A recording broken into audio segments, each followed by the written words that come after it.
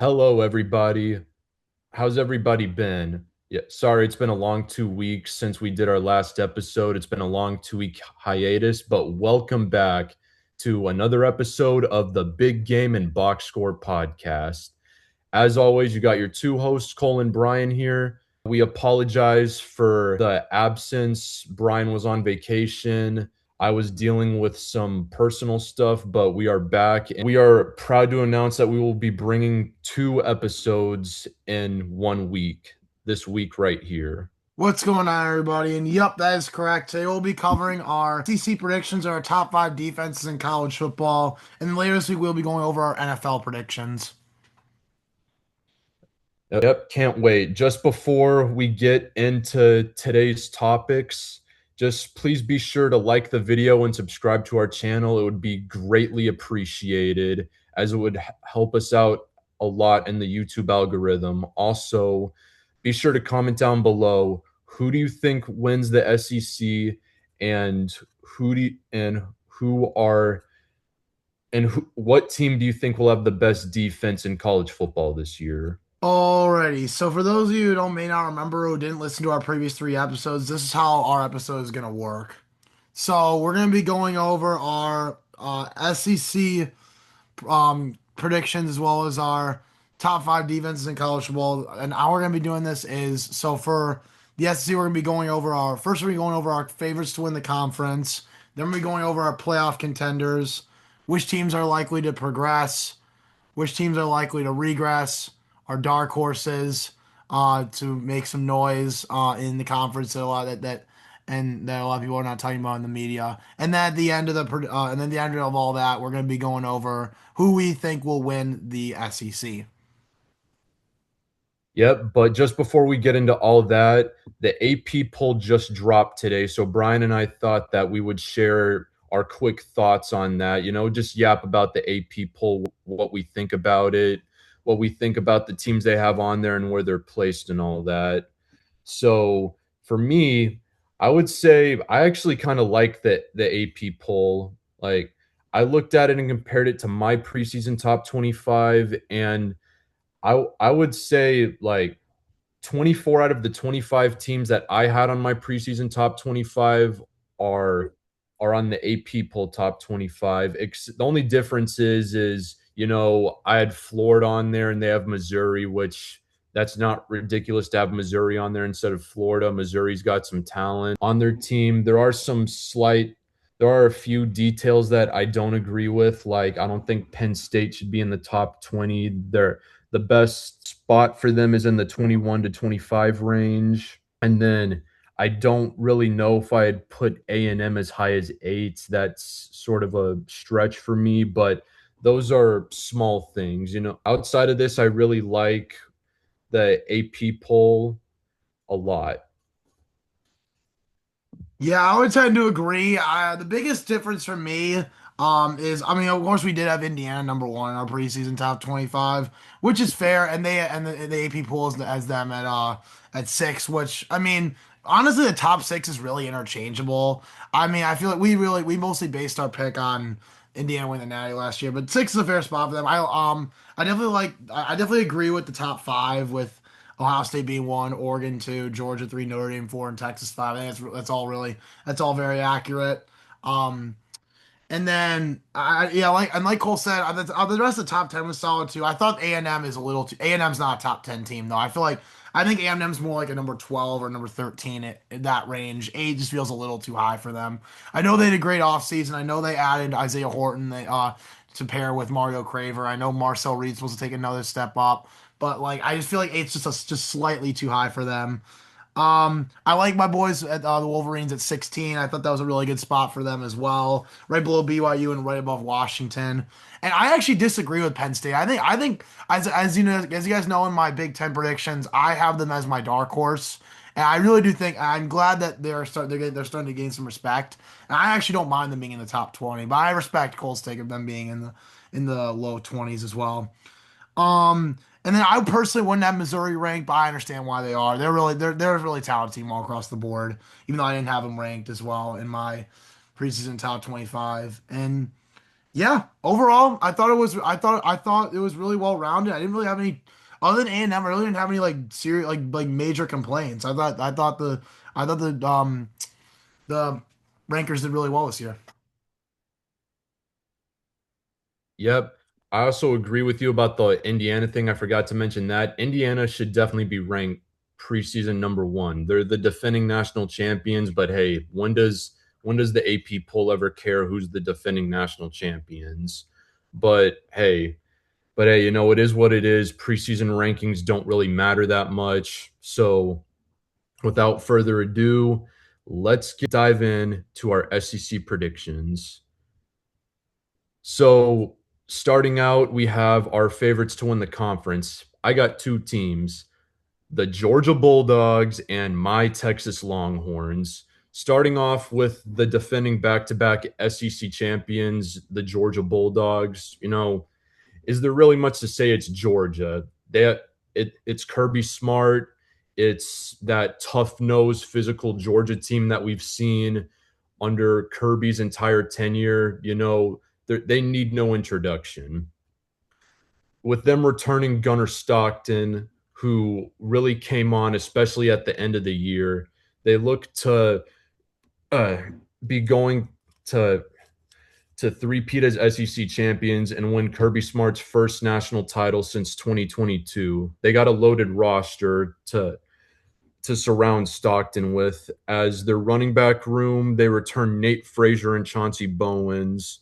Their tight end room looks as good as it's ever been with guys like Lawson Lucky, Isaiah Williams, true freshman Caden Prothro. Their offense they return a lot of their offensive line, and they're as they look to be a Joe Moore Award contender. Their defense looks to get back to what it was a couple years ago with their pass rush looking to improve. That was the weakness of their defense last year. Their linebacker room looks as good as it's ever been with guys like Chris Cole and Raylan Wilson leading the charge, along with a lot of other guys behind them. And their secondary is also insanely talented. The likes of guys like KJ Bolden, who is, in my opinion, the best safety in all of college football. Ellis Robinson at corner, who I think is extremely underrated, and I could definitely see him being the number two cornerback off the board in the 2027 NFL draft, only behind Notre Dame's Leonard Moore. The only questions I have about Georgia is who's going to step up for them at wide receiver. They think they have a couple young prodigies like Talon Taylor, the redshirt freshman, or junior Isaiah Canyon. We'll see how those guys pan out. As long as they're solid receivers, because Georgia's never been known for their elite wide receiver play. But as long as those guys are at least solid, I like Georgia to be a natty contender. I like them to be a favorite, if not the favorite, to win the conference. And it's Georgia's Georgia. Kirby Smart, they've been a contender for Kirby's entire tenure. They've won back-to-back national titles. You really can't count out the dogs.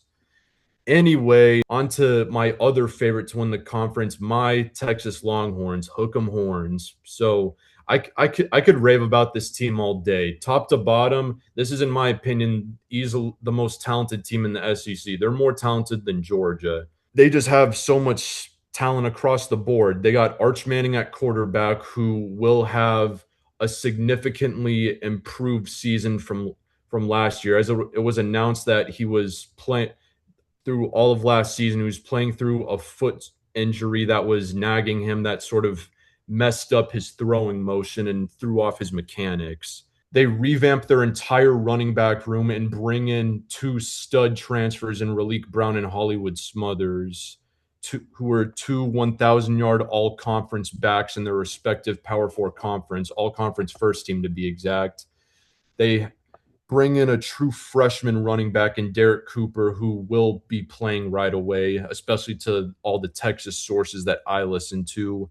They field a receiver core that is, in my opinion, the best receiver core, definitely at least one of the best receiver cores, headlined by Cam Coleman and Ryan Wingo, but also contains guys like Emmett Mosley, who I think is extremely underrated, and I think, in my opinion, will be the best wide receiver three in college football.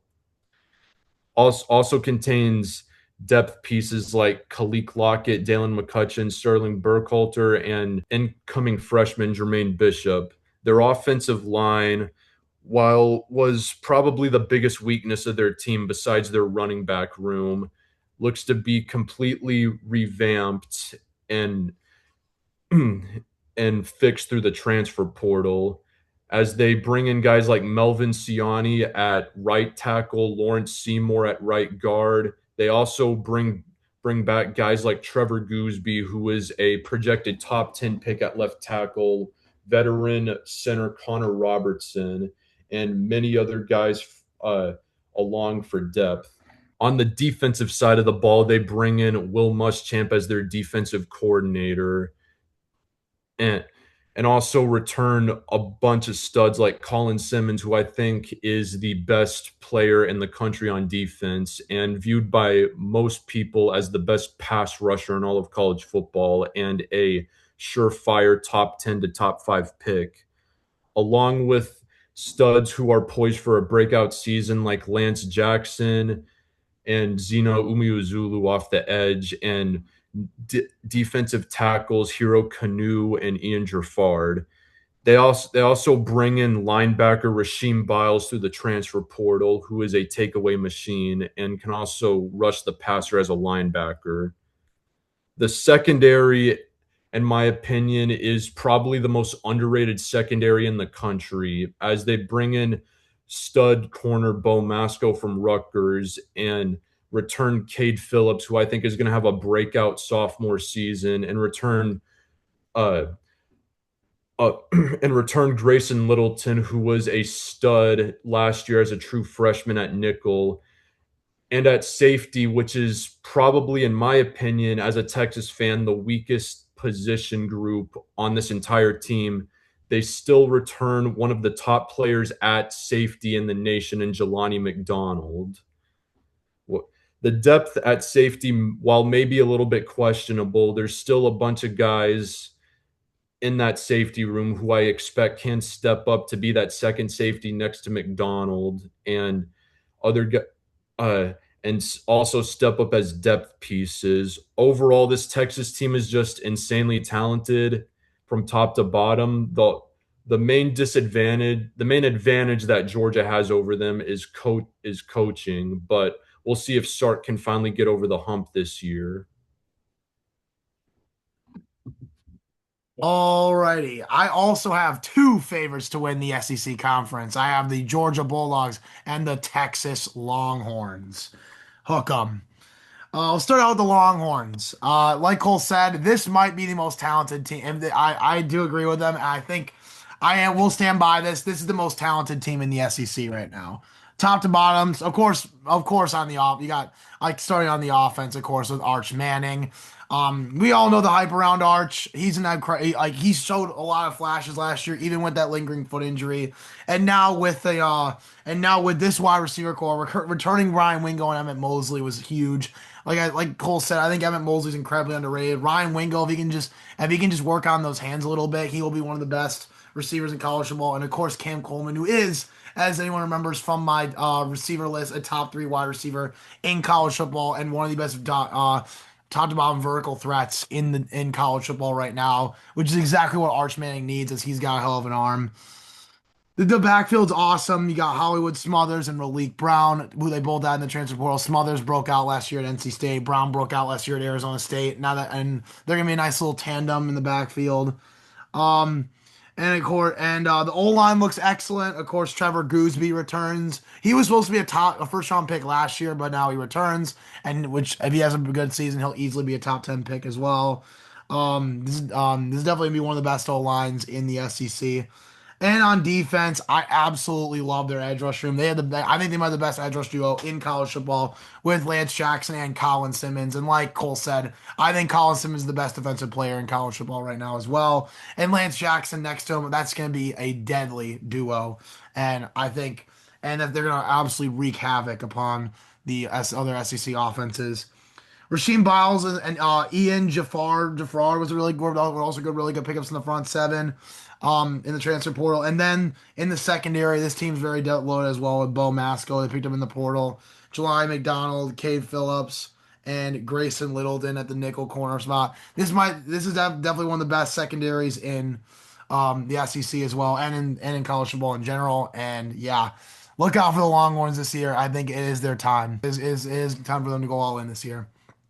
And then we got the Georgia Bulldogs, who, like Cole said, and like it's also it's just a statement of fact that every year this team is a favorite to win the national championship under Kirby Smart, and this year's no different. As they return quarterback Gunnar Stockton for his redshirt senior year, who has been very productive. He's definitely he's put up really solid number. He put really solid numbers last year, and of course, in 2024 last year in relief of Carson Beck. Last year was great as well. His first whole season starting. I expect this year to be no different, despite losing three receivers to the NFL and Noah Thomas, Zechariah Branch, and Dylan Bell.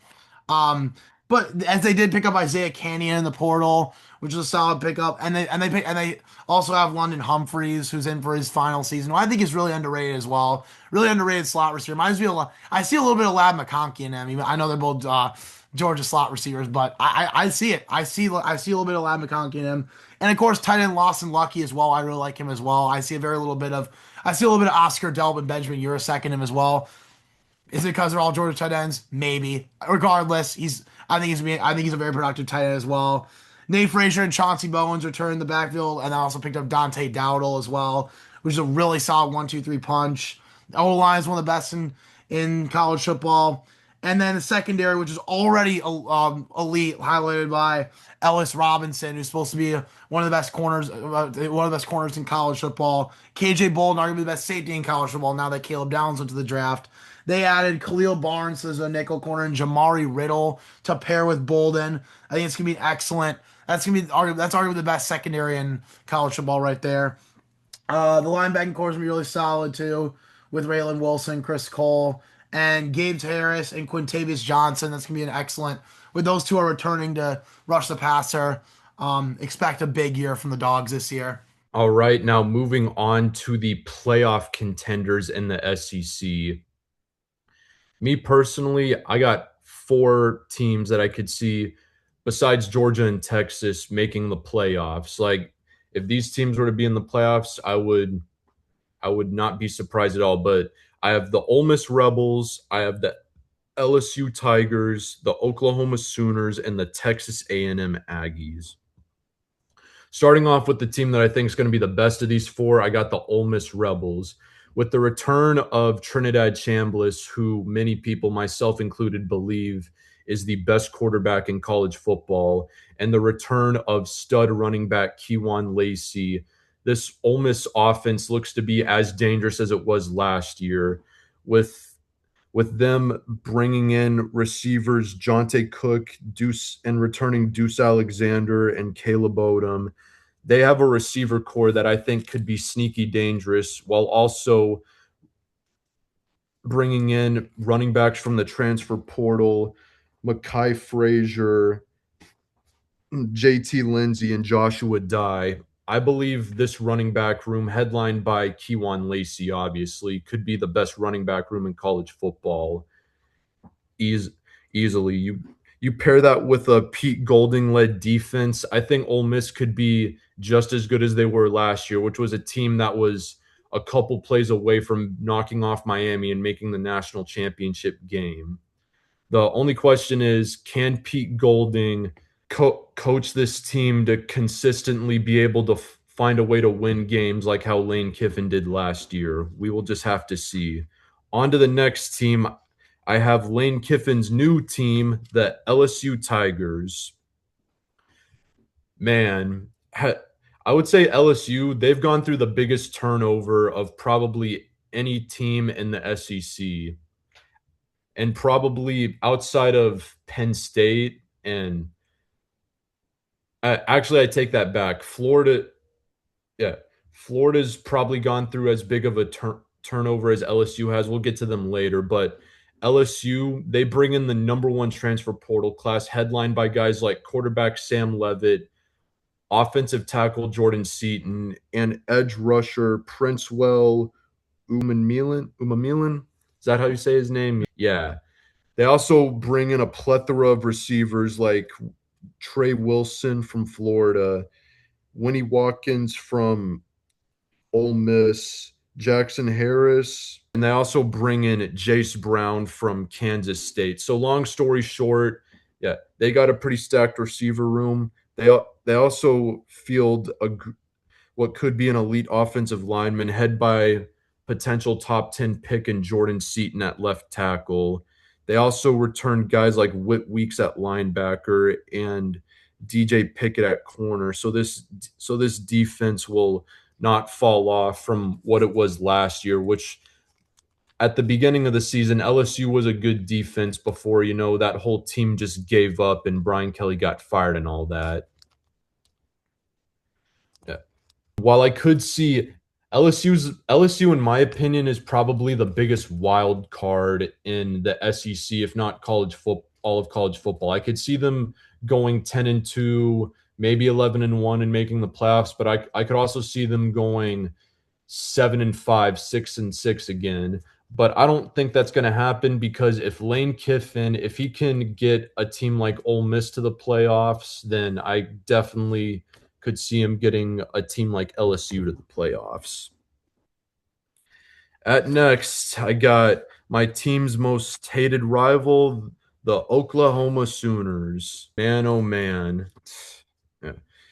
Do I really hate crediting my rivals? But you know what they say, you got to do what you got to do. They returned John Mateer, who at the beginning of the season was the Heisman favorite before he hurt his thumb and all that, and started playing very, very inconsistently. Now, do I think that thumb injury did hinder John Mateer? Yeah, it definitely did, at least a bit. But do I think him hurting his thumb is the difference between Oklahoma being just a playoff team and them being a national title contender? I don't really think so, but who knows? Maybe it'll prove me wrong. But Oklahoma is in a really good position to once again be a playoff team, at least, as they return guys like receivers Isaiah Satania and bring in Parker Livingston, the snake from my Texas Longhorns. They also bring in tight end Hayden Hansen Sr. from Florida. And their running back room looks to improve a lot from what it was last year as they return Trent Torrey Blaylock and Xavier Robinson. And their O line looks to be much improved as well this year. So we'll see. If that ground game can get going, then OU will be a very, very scary team. As for their defense, I mean, it's a Brent Venables defense. Like, what more do you expect? They got monsters on their D line, headlined by defensive tackle David Stone, who is a projected preseason All American and projected first round pick. They also return guys like Taylor Ween, Jaden Jackson Jr., and Danny Okoye.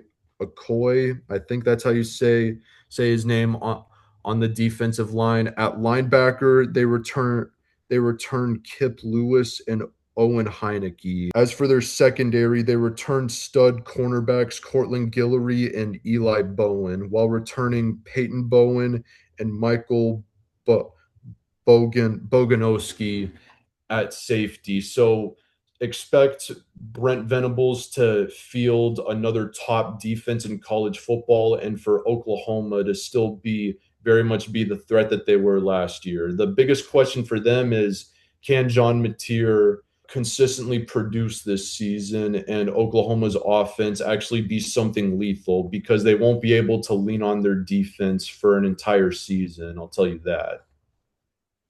And lastly, you have Texas's little brother, the Texas A&M Aggies. Will they return to being Texas Satan this season? I don't know. As I said before, I felt like them being ranked inside the top 10 was kind of pushing it, but hey, you know, Aggie gonna Aggie. With the return of Marcel Reed, who was getting Heisman buzz late in the regular season, before they lost to Texas at the end of the year, and he threw two interceptions at the end of the game while not throwing a touchdown pass. But okay, I'll stop crapping on Marcel Reed. Okay, I'm done. Anyway, they returned Marcel Reed while also returning stud receiver Mario Craver while bringing in Isaiah Horton to replace Casey Concepcion and also returning Ashton Bethel Roman. This A&M passing game looks to be as deadly as ever as it was last year, while also returning Ruben Owens to help them out on the ground game and could potentially look to seek assistance in that run game by true freshman KJ Edwards. They also returned Jamarian Morrow to uh, as as well as well for the ground game. They look to replace an entire offensive line that was a Joe Moore Award contender just last year. That they also yeah, they also return a lot of their secondary from last year on the defense, including guys like Marcus Radcliffe and Des Ricks. They look to replace guys like Cassius Howell on the D line with edge rushers TJ Searcy and Anto Saka, who I've been hearing a lot of hype about to be the next to A&M All American and potential early drafts round edge rusher. They also replaced their starting linebackers uh, from last year with Damian Sanford and Ray Conley. Coney. Jeez, brain fart. Seeing as how much A&M returns on the skill position and the fact that even though I don't think as highly of Mike Elko as other people do, but I still do think highly. I still think while A&M is the least likely of these four teams to make the playoffs, I still see them as a playoff contender. But also got to factor in that they aren't going to play the weakest schedule in SEC history, as they do have to play at LSU, who will be better, at Alabama, versus Tennessee, at Oklahoma, and of course they play their big brother Texas at the end of the season. So A&M won't be able to get away with having a weak SEC schedule this year. That's all I got to say. Anyway, Brian, I'll hand the mic over to you. Alrighty. As for my playoff contenders in the SEC, I have five. I have the Oklahoma Sooners, the LSU Tigers, the Ole Miss Rebels, the Texas A&M Aggies, and the Alabama Crimson Tide. That's a lot. Let's start out with the Oklahoma Sooners. This team's loaded. This team's talented a lot. Very talented. I really like what they got going on in their I really like their defense, especially as you'll see later in this episode. But we'll start with their offense. John Mateer returns in year two now with the Sooners. Of course, he battled injuries late in the year. If he's fully healthy, I expect expect a similar production that you saw in the first half of the year. The running back duo of Xavier Robinson and Torrey Blaylock is a really solid duo.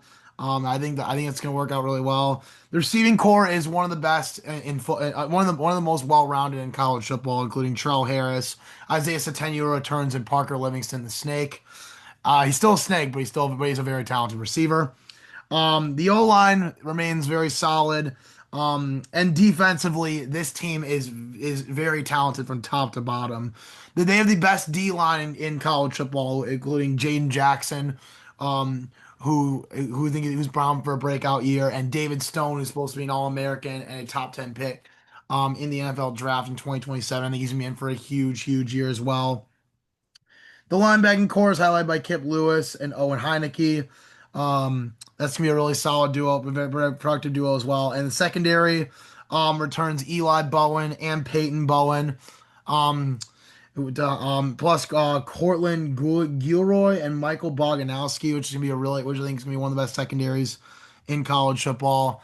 Expect a big year from the Sooners. The big question for this team is how is their offense, as we all as Brent Venables always been a very productive defensive mind. So if John Mateer stays healthy, I think this team can be in for a deep playoff run. Now we got the LSU Tigers. Um, Now this team got completely revamped. With Lane Kiffin headed over there. Um, Kiffin constructed this roster from top to bottom, including recruiting Sam Levitt to be his new starting quarterback, his new prodigy. He's had a tremendous mind for for propping up guys who didn't have a lot, who weren't expected to do a lot in the media. And Levitt is one of those guys. While we have seen Levitt produce at Iowa, we haven't really seen him produce that next level. I think we're going to really see that this year.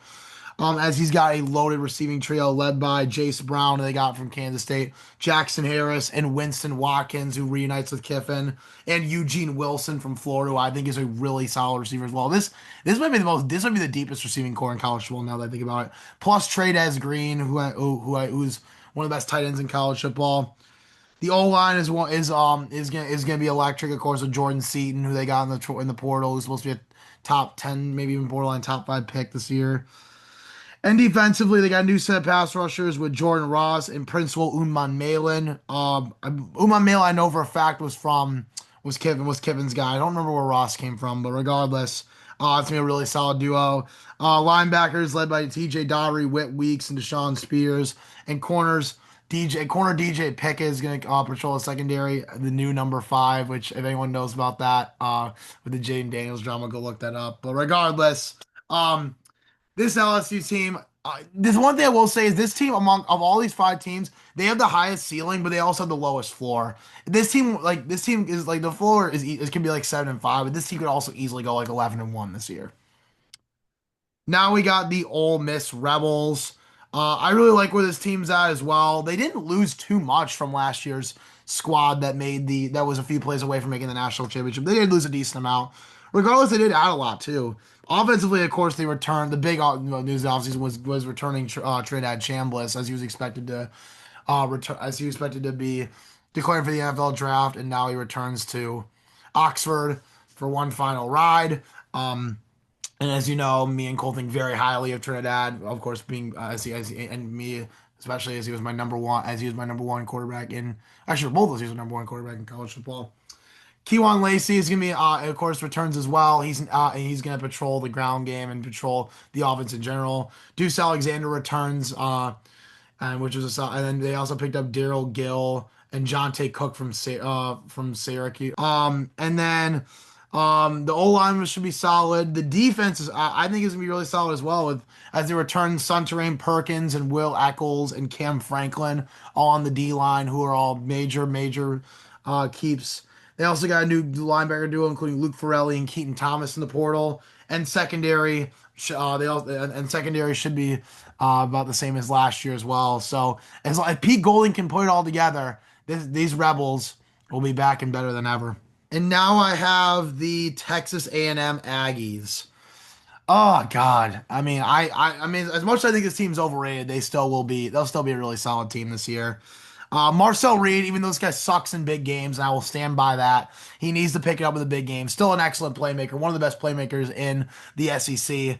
But again, gotta step on big games. Can't throw 2 picks against Texas. And anyway, backfield, they return Ruben Owens, return Jamarian Morrow. Great duo. Really solid duo, and plus Marcel Reed's great running ability. They show one of the best rushing attacks in the SEC. Receivers, of course, they return Mario Craver, who broke out last year, and he's gonna be breaking out again this year. Add Isaiah Horton to replace Casey Concepcion, who I really like. Isaiah Horton, I think he's a heck of a receiver. The O line was one of the best in college football last year. It's supposed to get a little worse this year, but they did had 4 transfers. Defensively, they got Anto Saka in the portal and Marco Jones, who should be a really solid pass rush duo. On DJ Hicks and CJ Mims they got in the portal, so they should have a pretty solid D line. However, I'm a little worried about the secondary as they do return guys. They most of them weren't starters last year. Same thing with their linebackers, although they got Rain Coney in the portal. The defense does scare me quite a bit. Unlike with OU, the defense scares me, whereas the offense I'm more confident in. This team, although regardless, this team does have a pretty low floor. Like I think their floor is still around 8 wins. Regardless, I think this team could still easily make the playoffs this year and shock a lot of people. And finally, the Alabama Crimson Tide, who definitely have the lowest ceiling and lowest floor of all the teams I just mentioned. Outside of LSU. Um, I actually do like what they did. Even though they add a whole lot in the portal, they returned a lot of starters who were huge impact players last year. And Austin Mack steps up to the plate, replacing Ty Simpson, who I think is going to be in for a big season. He showed a lot of signs of that with that rock solid velocity. I think he's going to be in for. I think he's gonna have a really solid year. Daniel Hill returns in the backfield alongside Kevin Riley. Receivers are really solid, even though I do think Ryan Coleman Williams is a little bit overrated. He's still a really solid receiver regardless. And Latsier Brooks, so he's gonna have a big year. Um, and then you got Caleb Edwards, a tight end, Derek Meadows, and the receivers who could be pretty solid. The O line is a little it could regress a lot with losing Parker Brailsford and a couple other guys from last year. Although defensively is where it's at.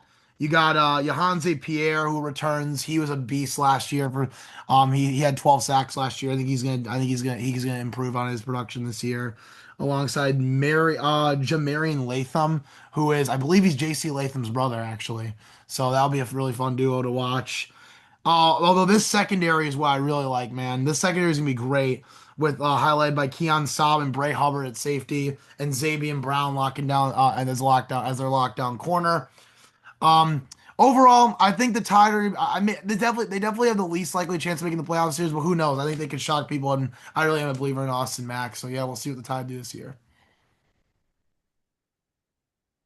Alrighty, and now we get to our dark horses. For my dark horses, I got two of them. I got the Alabama Crimson Tide and I got the Florida Gators. Now, piggybacking what off of what Brian said about Alabama, it'll be interesting to see between Keelan Russell and Austin Mack who wins that starting quarterback spot. It really will. But outside of who their quarterback will be, they return running backs Daniel Hill, Kevin Riley, and AK Deer. Now, while those guys could be really good, Alabama also needs their offensive line to start performing well because the reason why their run game's been so bad these past couple of years, especially last year, was because their lack of offensive line productivity. Also at receiver, they return Ryan Coleman Williams, who can he have a bounce back season after leading the nation in drops last year? Who knows? We'll see. They also return Latsier Brooks. They bring in Rico Scott and Noah Rogers, who will miss the beginning of the season due to injury. They also bring in true freshman Sedarian Morgan. So we'll see just how good this Alabama receiver core will be. This entire Alabama offense is just one big wild card. It depends on how good their receivers can be, mainly Ryan Williams, and if he can have a bounce back year. How good can their running backs be? How good can the offensive line be in protecting their quarterback and providing room for their running backs to find openings and get some yardage? Their defense, on the other hand, I actually really trust Alabama's defense a lot with edge rushers Yonze Pierre and Devin Tompkins and defensive tackles London Simmons and Terrence Green. Their their linebacker group should also be solid with Luke Metz and Caleb Woodson replacing guys like Deontay Lawson from last year. Alabama's secondary is the position group that I really like in on this team. And honestly, I could see this secondary being the best in all of college football as they return arguably two top 10 corners in Dijon Lee and Xavier Brown, while also returning safeties Bray Hubbard and Keon Sabb. This secondary is just loaded, and I expect it to be the strength of this Alabama team next year. It Alabama's success depends on how good the players on their offense can be and how well DeBoer can coach up this team to yeah, to be consistently on their A game, not making all these bad mistakes, and can they consistently be the Alabama team like last year? Can they be the Alabama team that beat Georgia in Athens or blew out Tennessee, or will they be the same Alabama team that got blown out by Florida State and got blown out in the playoffs and got blown out in the SEC championship and a -3 rushing yards? We'll just have to see. We will just have to see. Anyway, moving on to the Florida Gators. Man, I have some really like built up like anger and frustration that I'm ready for my team to take out against Florida last year after, they upset us in the swamp and kept us out of the playoffs. But this team does have a lot of talent with with new head coach John Summerall and a new quarterback after the departure of DJ Lagway. The quarterback spot is by far the biggest question I have of this Florida team. Can whoever wins it between Aaron Philo and Tramel Jones, can they be the guy that steps up for Florida and is at least reliable for this team? The Florida's skill position groups are up there with the best in the nation as they return running back Jaden Baugh, who is one of the best in the country. They all that they also bring in Duke guys like Duke Clark or return Duke Clark, and also bring in Evan Pryor from Cincinnati, and yeah, and bring in London Montgomery as well. The receiver core has a lot is really young and has a lot of upside potential with them returning true sophomore stud duo Vernell Brown and Dallas Wilson, and also bringing in Eric Singleton from the transfer portal.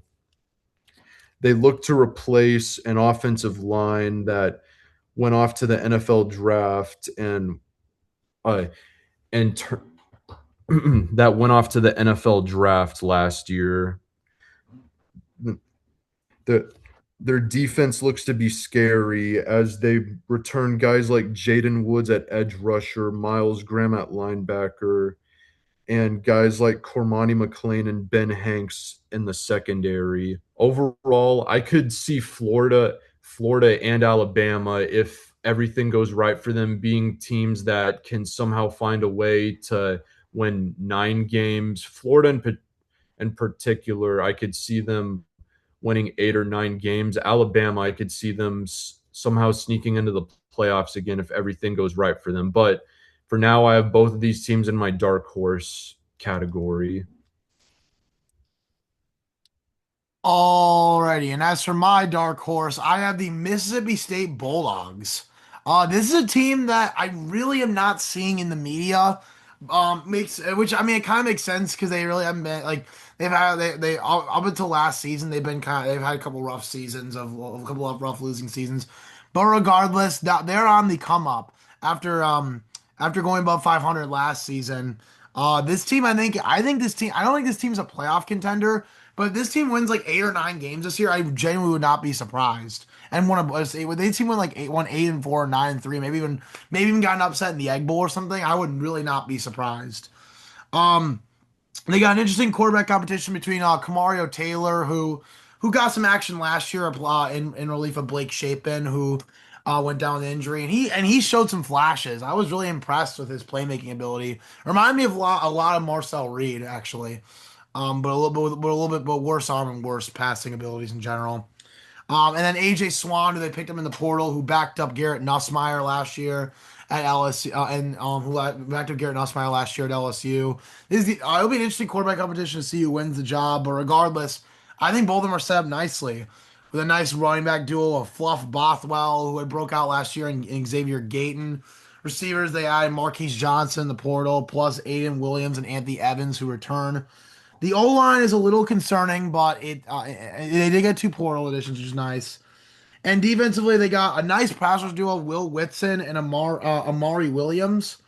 They also got and then there's I think their secondary is also really solid as well with Jardine Gilbert and Marcus Williams and safety and Quentin Taylor, Kelly Jones and Isaac Smith rounding out the corners. Um, Overall, I really think this team is I think this team is really trending. And now I think in now year three under Jeff Lebby. Um, who knows? That's what I mean. Like this team, like the sky's the limit. I don't think, like I said, I don't think this team will be a playoff team or anything. But 8 or 9 wins not out of the question. All right, and now moving on to the team or teams that I think are most likely to progress or get bet improve from last year in the SEC.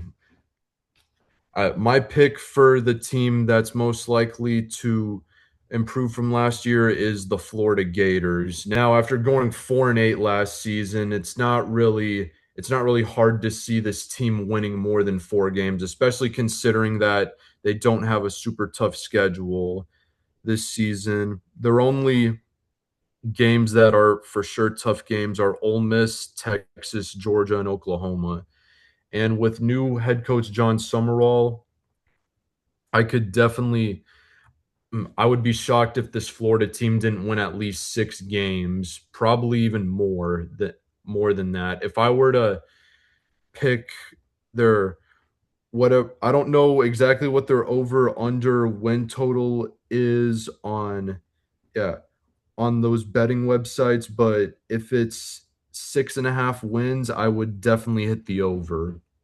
This Florida team has a lot of talent, and with the right coaching, then and to maximize that talent, then I could definitely see this team making some noise, which I think this year they definitely can with new head coach John Summerall at the helm. Alrighty, and as for my team, that is, as for my teams that are bound to progress this season, I actually have two.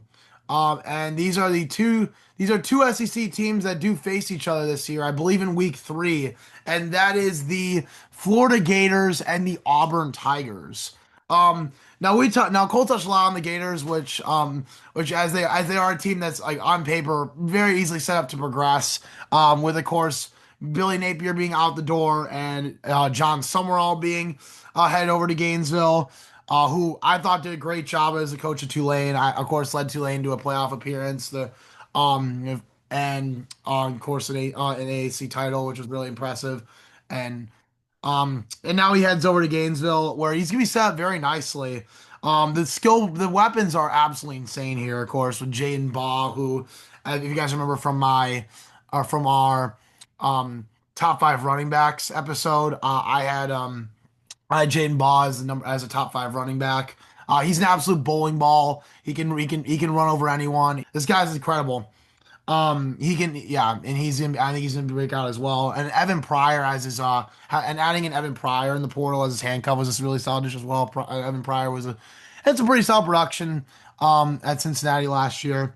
And then the receiving core, of course, they returned redshirt freshman Dallas Wilson and sophomore Vernell Brown, and add Eric Singleton in the portal, who had a great year alongside Cam Coleman at Auburn, his first year, and then a couple years ago, and then last year at Georgia Tech alongside Eric Rivers had a great year as well. I think he's gonna be in for the best year of his career. Um, and then the O line looks solid. The defense only had two transfers, but their safety room of DJ Coleman and Bryce Thornton is gonna be a really underrated duo to look out for. Plus their D line, or plus their pass rush duo, Jaden Woods and Cameron James should be really solid. The one thing that does worry me is the quarterback competition between Tramel Jones and Aaron Philo. Philo, of course, coming over from Georgia Tech as well, alongside Singleton, who I think is likely to win the starting job as he saw a little bit of action last year, after Haynes King went down with an injury.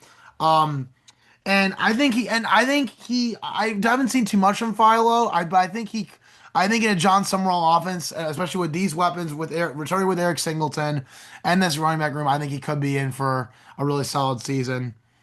Same with Trill. I think he's definitely like got better traits on paper than Jamel Jones. And yeah, this guy. And I think once again, these Gators, don't be surprised. I would not, with their schedule and their additions, I would not be surprised if the team wins 8 or 9 games this year.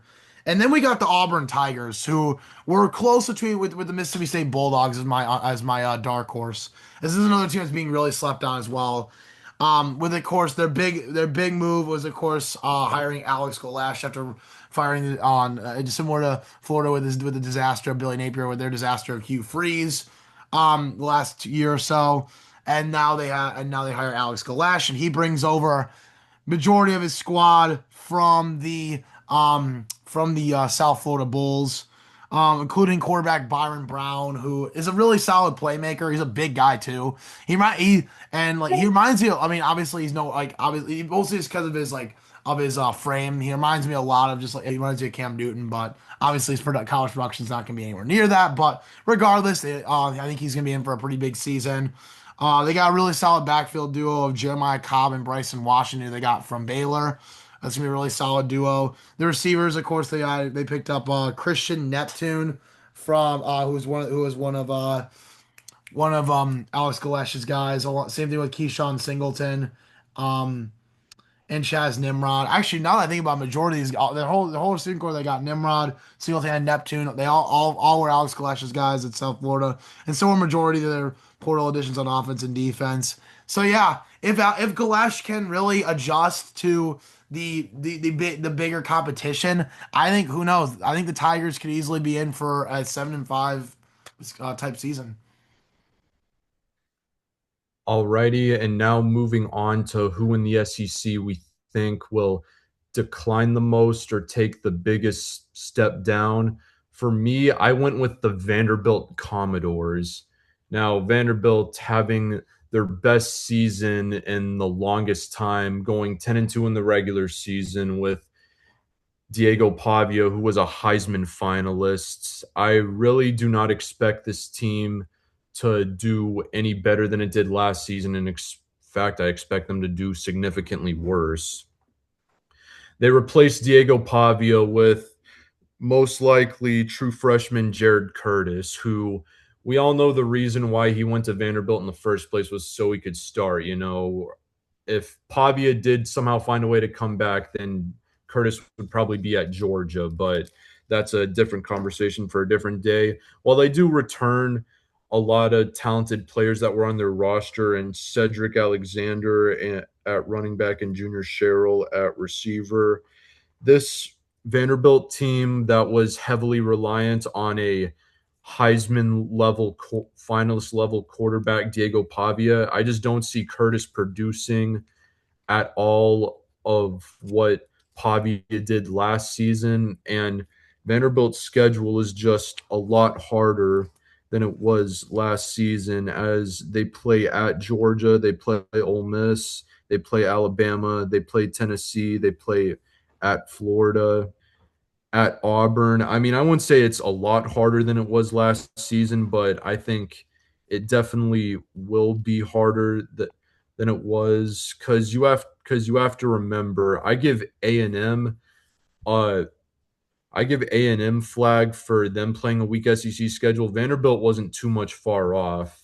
They they did have that win at Tennessee last year. Tennessee was solid, but they didn't really play like beat that many good SEC teams last year. In fact, the only two real SEC teams they played last year, they lost to in Texas and Alabama. So I don't expect this Vanderbilt team to win any more than 6 games this season, and honestly, I wouldn't be surprised if they did worse than that. But anyway, Vanderbilt Commodores, the team I have regressing in the SEC next year.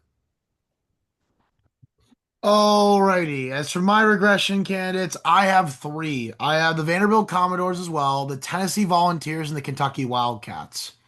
Starting out with Vandy.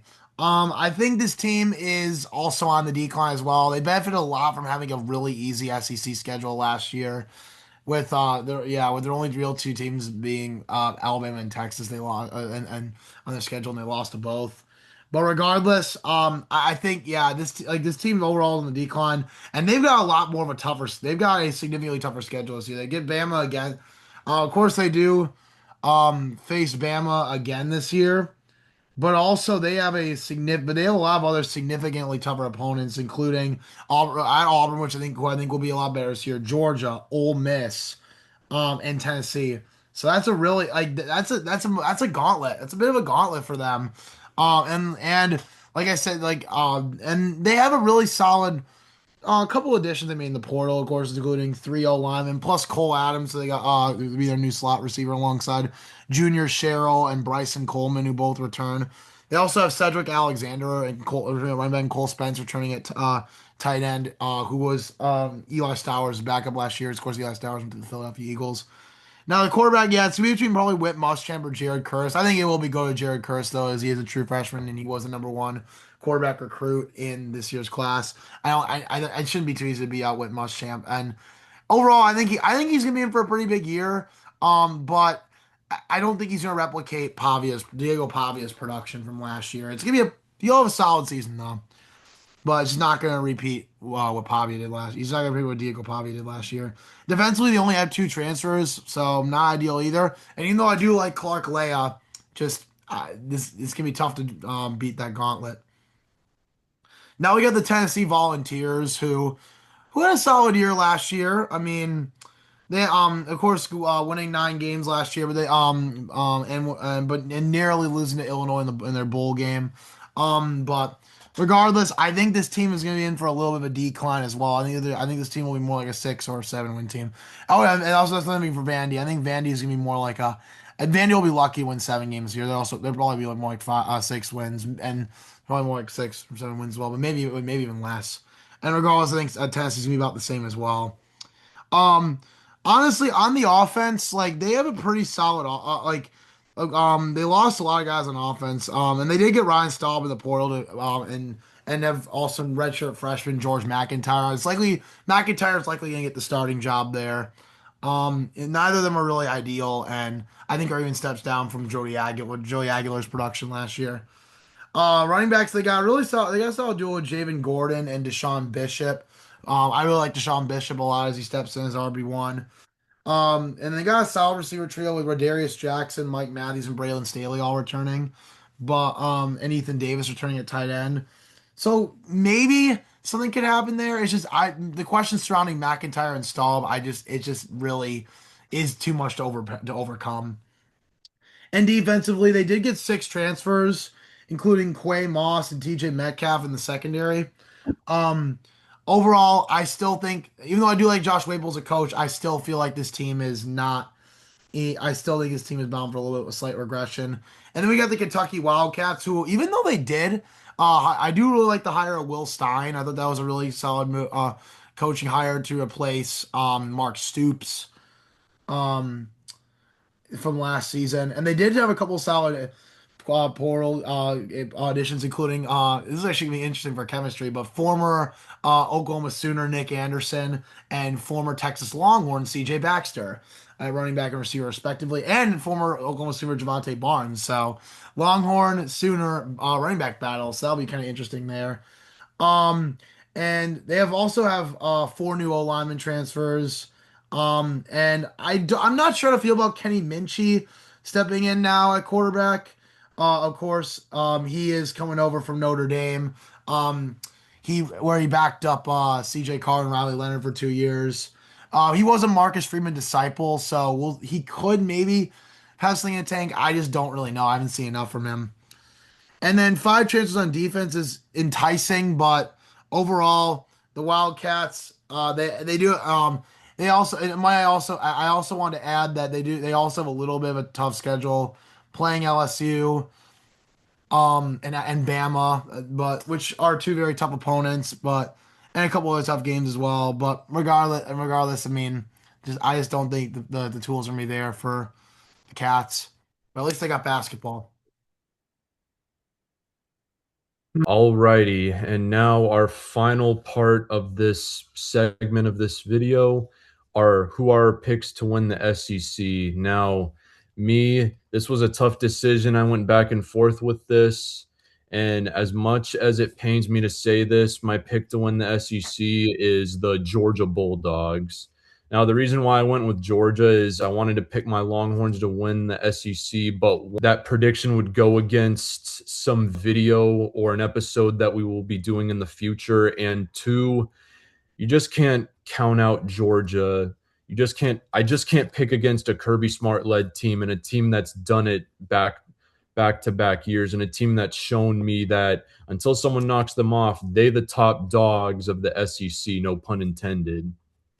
You know, while I think Texas is more talented than Georgia, Georgia has the coaching advantage, and Georgia also has the luxury of playing a not as tough schedule as Texas this season. But regardless, but regardless, Georgia Bulldogs are my pick to win the SEC, and until any team in the SEC knocks them off, then I just really it's hard to pick anyone outside of Georgia to win the SEC. All righty. This is a really tough call. This is the toughest call, actually, of all these episodes that we've done in this four-part series of who will win the SEC between the Georgia Bulldogs and the Texas Longhorns. Do I go with the team that has far more talent, or do I go with the team that has far more coaching experience, and more play and far more a big game experience? Give me a gamble. Give me the Texas Longhorns to take home the SEC this Ooh. season. Oh, this is gonna be oh man, I'm gonna get a lot of flack for this one. I don't care. This is the most talented team in the SEC, the best pass rush duo in the SEC, Colin Simmons, Lance Jackson. They got a great linebacking core. They've got a great quarterback who I think is going to be in for a career year in Arch Manning. They've got a great top-down receiving trio that clears Georgia's by a mile in Ryan Wingo, Cam Coleman, Emmett Mosley. And the O line is it's a close battle, but I think the Longhorns take the in the O line battle as well. And defensively, while I do think the dog secondary is significantly better, I think this pass rush duo and this front seven in general is gonna absolutely wreak havoc. And it is time for the Texas Longhorns to take home the SEC. And Brian, I really freaking hope you're right about that, man. I really do. Yeah, as I said earlier, I was gonna pick my Longhorns, but just reasons that we'll get into later down the line. Anyway, now on to the next segment of our video, our top 5 defenses in college football. Yep. As we know, defenses are very crucial to being a championship level team. Many of the recent dynasties, championship teams, and powerhouses in college football history are built on having elite defenses. If you don't have a good defense, you aren't winning anything. You're not winning a natty. You're not gonna be contending for a natty. You won't have any shot. Just ask Lincoln Riley. Anyway, you can really base these lists off multiple different things. How good the team has been in the past under a certain coach as a defense, the talent on the defense, how good the defense is on paper. I've decided to go with a mix of both because there's a lot of defenses that could be argued to be top 5. And I had a hard time choosing which one was the best. But starting off with my number one defense in college football, I have the Oregon Ducks. Now, Oregon is on paper, in my opinion, at least a top 2 or 3 defense in college football. Their defensive line is stacked with Mateo Uyungale and Tatum Tuatoy Sr. coming off the edge, and Amari Washington and Bear Alexander at D tackle and nose tackle, and not even mentioning all the depth that they have. And their linebacker room, while the being by far the weakest link of their defense, is still very, very good. While with guys like Jerry Mixon and Devin Jackson as their starters, and them having five vet and them having 5 veteran backups behind those two. And as for their secondary, could be debated as the best secondary in the nation, with having Brandon Finney Jr. at corner to be paired along with I don't even know how to pronounce this guy's name. If Badegu, however you say, along with transfer Koi Parrish from Minnesota at safety to pair alongside Aaron Flowers. This Oregon defense is on paper, in my opinion, the best defense in the nation. Now, will they actually be the best defense in the nation? Who knows? We'll see. This is very subject, as I said. But for me, Oregon is my number one defense in college football going into the season. Alrighty. All right, Cole. I gave you a little bit of compliment there with your Longhorns at winning the SEC, but hear me out with this one. Coming in my number one defense in college football, I have the Oklahoma Sooners. I'm sorry. I love this team. I love this defense all around. I think they have the best defensive line in college football. Highlighted by David Stone and Jaden Jackson, as I mentioned, clogging up the trenches. Those two are going to absolutely wreak havoc both in the both in the run stopping department, shedding blocks and getting to the quarterback. Same thing with Taylor Wayne, Danny Okoye, and Adepoju Adebawor. That is gonna be a really solid trio, all three returning from last year.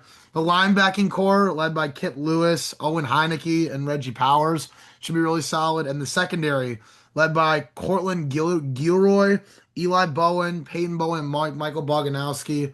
That's gonna be a really solid. It's gonna be a really solid all around defense. And Brent Venables, he has always been a great defensive mind, and I think he's got all the tools to highlight a lockdown defense this year.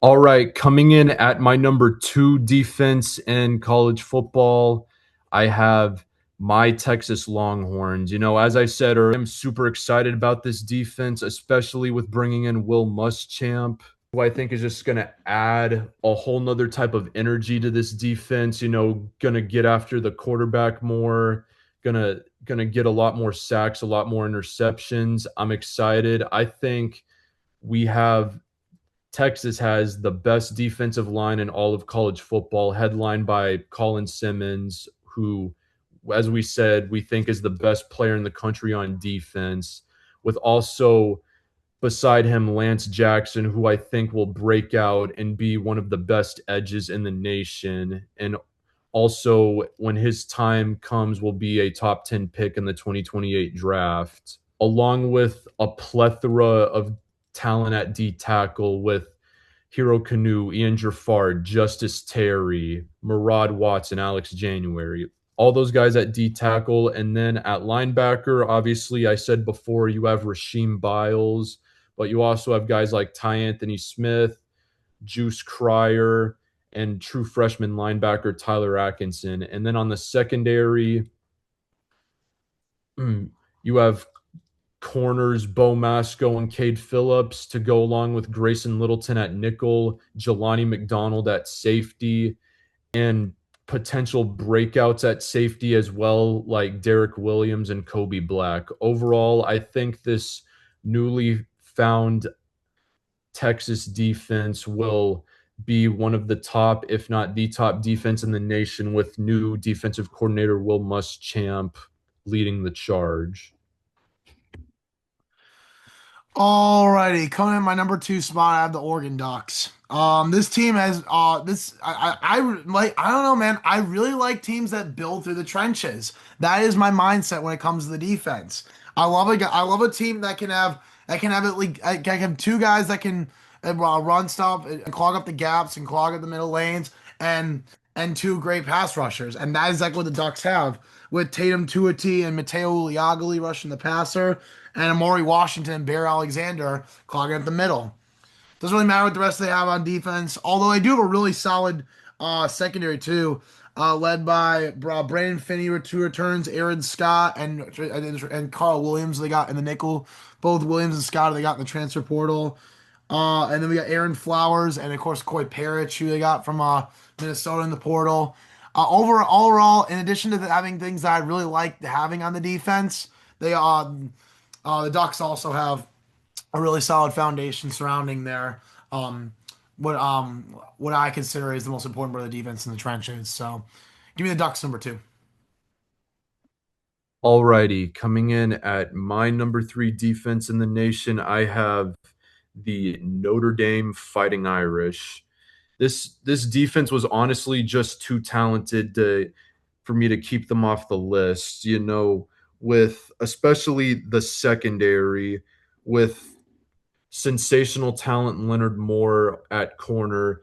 You know, Leonard Moore, if you were to say he was the best player in the country on defense, I wouldn't even say anything. I would just tell you that's not ridiculous at all to say. But outside of him, uh, they also have this secondary also contains guys like the corner opposite Leonard Moore, Mark Zachary, along with nickelback Christian Gray, and safeties Adon Schuler and Tay Johnson. The D line is also very very good with defensive ends Bryce Young and Bu- Bubakar Traore. I don't even know how to say that name, Bobakar and Traore. D tackles Tioni Gray and Jason Onye. Yeah, yeah, and then the linebackers on this defense are probably the best among the best in the nation, with Jaden Osbury and Drake's Bowen. This, along with the the other insanely talented linebackers in this group, this is, in my opinion and a lot of other people's opinion, the top linebacker group in the country. So this defense is insanely talented all around. It'll be interesting to see how this defense does against the few tests that they have on their schedule when they play Miami and to a lesser extent SMU and BYU. But I like the talent on this Notre Dame defense enough to rank them in the top three. Alrighty, coming in my number three spot, also the Notre Dame Fighting Irish. Um, Marcus Freeman's been an excellent defensive mind since he's coming over to South Bend, and this year feels no different. Um, I really like what they got, and I'm gonna keep saying this. I know I'm a broken record. I'm gonna keep saying this. I love a defense that runs through the trenches, and this is another one that does that. Led by Keon Keeley, who got the transfer portal from Alabama, Bobakar Traore, who they got, who returns for his redshirt junior year. D line, they got Jason Onye and then Francis Brewu and Tioni Gray, who they got in the portal as well. And then the secondary is arguably the best in college football, other than Georgia. Led by, actually, no, I think their secondary is actually better than Georgia. Led by the number one corner in college football, and Leonard Moore, alongside transfer DJ McKinney and nickelback Christian Gray, and safeties of Don Schuler and Bronte Johnson. That's a five deep secondary, and the Irish are going to have a top flight defense once again this season. And I think they're actually gonna be better. Their defense is actually gonna be better this year than last year. All right, coming in at my number four defense, I have the Georgia Bulldogs. You just can't count out a Kirby Smart defense. Georgia has fielded some all-time great defenses, and this defense honestly could be one of those all-time great defenses. The biggest question on this defense is, will their pass rush be what it was in previous years before this past season? Because their pass rush was not getting after the quarterback this past season, but I do think that will change as they return edge rushers Gabe Harris and Quintavious Johnson, who I think will take steps up, along with D tackles Elijah Griffin and Xavier McLeod. But the pass rush uh, is not at all the strengths of this defense. The strengths of this defense are their linebackers and secondary. As I said before, Georgia, in my opinion, I take back what I said about Notre Dame earlier. Georgia has the best linebacker group in college football. Notre Dame second. I forgot about Georgia momentarily. As I said, Chris Cole, Raylan Wilson, uh, and all the other talented linebackers in this room. And then the secondary, as I said earlier, KJ Bolden, Ellis Robinson, also guys like D'Amelio Jones. This Georgia defense is just top to bottom extremely talented, and with Kirby Smart amazing defensive mind as their head coach. This Georgia defense will no doubt be a top five defense in college football, like how they are year in and year out. All righty. Coming in at my number four spot, I have the Texas Longhorns. This is an excellent defense all around. Um, but I'm sorry, I'm gonna keep saying it. These they have an elite edge rush duo with Colin Simmons and Lance Jackson, and that is the most important part of the defense, ladies and gentlemen. When you have not one but two absolute studs who can rush the passer, it's just you're gonna be a top five defense. You're gonna be a top five defense in college football. And even still, like they have some really solid linebackers too. Of course, bringing Rasheem Biles from the portal, and their secondary does worry me a little bit, because their safeties worry me a little bit. I like July McDonald, but I think he struggles a little bit in coverage. But the corners are still really solid, though. Of course, I think Bo Masco, um, in the portal, and then Cade Phillips and Grayson Littleton returning for on the outside and the nickel, respectively. Overall, I think the Longhorns have a really solid, have a very talented group, and we'll see if they can take that next step this year. All right, and finally, rounding out my top five list, I have the Oklahoma Sooners. You can never, as I said about Kirby Smart, Brent Venables isn't far off from that. You can never count out a Brent Venables defense. No matter what you think of him as a head coach, Burnt Vegetables is always going to produce a top tier level defense. David Stone on the D line, Kip Lewis at linebacker, Cortland Guillory and Eli Bowen on the secondary, and those are just a few of the names on this studded Oklahoma defense. I expect their defense once again to be the strength of this Oklahoma team and be the big factor on why Oklahoma is in the playoffs or at least competing for a playoff spot again. Just such a talented defense. And as I said, Brent Venables being the head coach of this team is why I can always count on Oklahoma to field a top tier defense. Alrighty, and coming in at number five, I have the Georgia Bulldogs.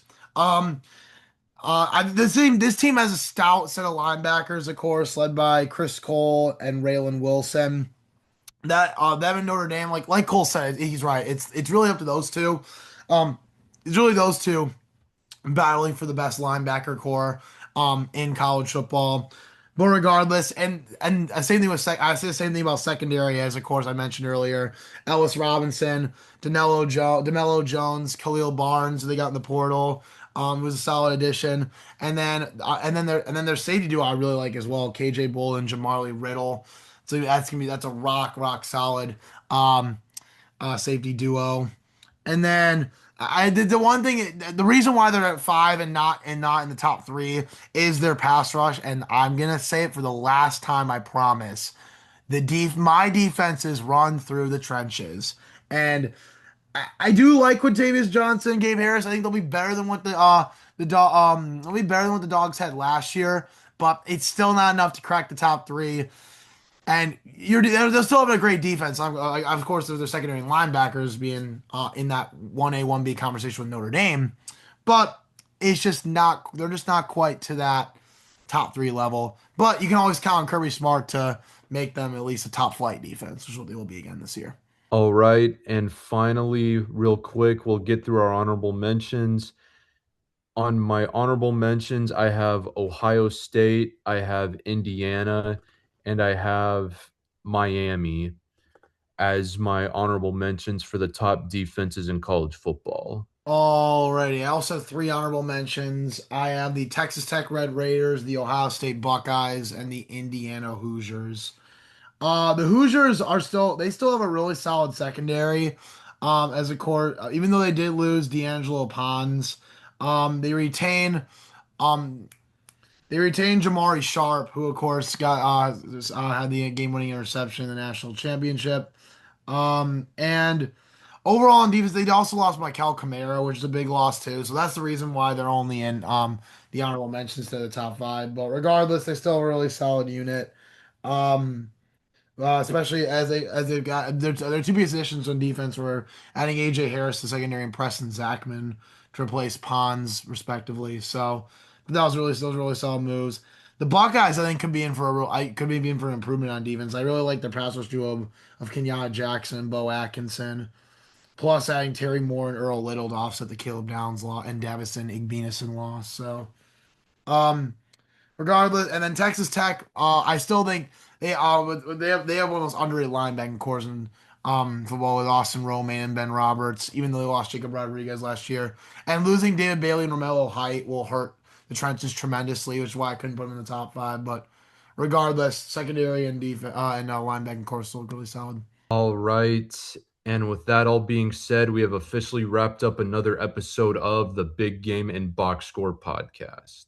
Yes, sir. Thank you to everyone for tuning in. We appreciate the support. Like we said, I said at the beginning of the episode, please be sure to like this video if you haven't already, and subscribe to our channel if you haven't already. Both we greatly appreciate. Would really help us out in the YouTube and help us out in the YouTube algorithm. Yep. Thank thank you, Brian. Yeah. Hope you all enjoyed today's episode. Stay tuned for our other episode later this week where when we go over our NFL predictions. As always, everyone stay safe. Have a blessed week and peace. Peace.